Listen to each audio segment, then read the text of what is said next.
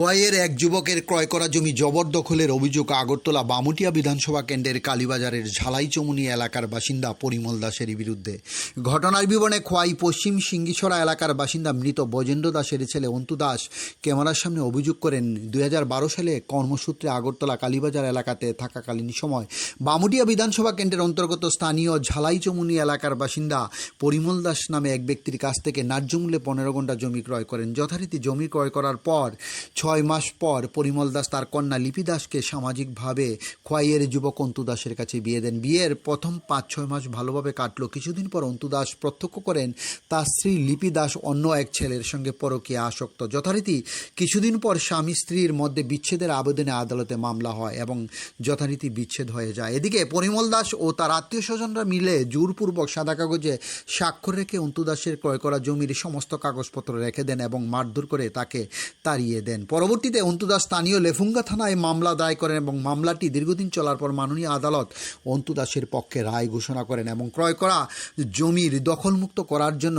রায় ঘোষণা করেন এবং গত সোমবার দিন সেই জায়গা বুঝিয়ে দেওয়ার জন্য পুলিশ প্রশাসন সহ অন্তু দাস ক্রয় করা জমিতে গেলে পুলিশের সামনে গত সোমবার দিন খোয়াইয়ের যুবক অন্তু দাসের দিবুশ্রী স্ত্রীর মা পূর্ণিমা দাস, দিবুশ্রী স্ত্রী লিপি দাস, লিপির বর্তমান স্বামী অসীম সরকার, লিটন দাস সহ বেশ কয়েকজন আত্মীয় স্বজন পরিকল্পিতভাবে তার উপর আক্রমণ সংঘটিত করেন। এই গোটা ঘটনাটি নিয়ে আবারও পুনরায় মামলা করেন অন্তু দাসের পক্ষ থেকে।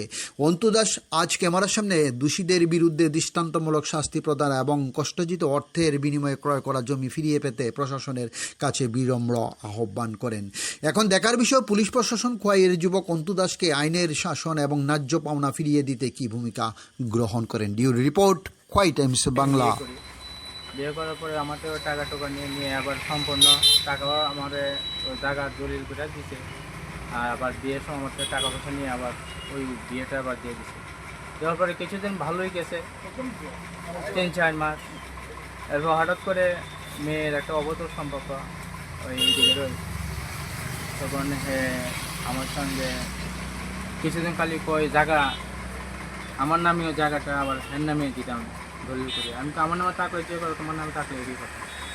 আর কিছুদিন পরে তার সঙ্গে এইভাবে এরকম তার জগৎ সৃষ্টি হয়েছে, তার বাবা পরিমল দাস এবং তার জেরক্ত ভাই আরও আত্মীয়জন মিলে আমার থেকে জোরপূর্বক আমার নামেও যে জায়গা দলিল এবং সিমি কাগজে স্টাম্পের মধ্যে সই জোরপূর্বক লাঠি দাও দেখায় আমার মাইটিকে জোরপূর্বক আমাদের সই নিয়ে দলিল ধরে রেখে আমার এখান থেকে বাইকটা ছাড়াই দিচ্ছে।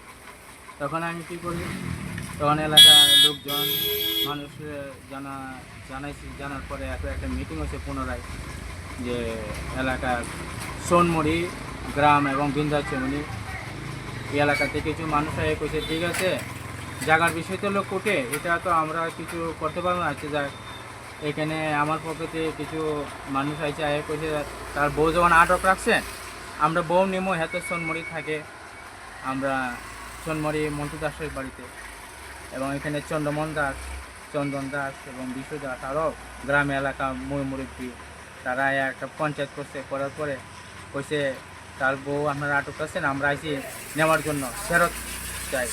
তখন তারা চায় আমার কাছে জায়গাটা আবার তাদের পুনরায় দেওয়ার জন্য। তখন আমি জায়গা কেমন, জায়গা তো আমার নামে তিনি দলিল করার জায়গা আমি কীভাবে দেবো, আমার নামে থাকলে যে কথা আমার বউ নামে থাকলে একই কথা। তখন তারা আমার জায়গা দেয় না, এরপরে মেয়ে দিত না। এরপরে আমি আয়া কোর্টে আশ্রয় নিয়েছি, আমি ফ্যামিলি কোর্টে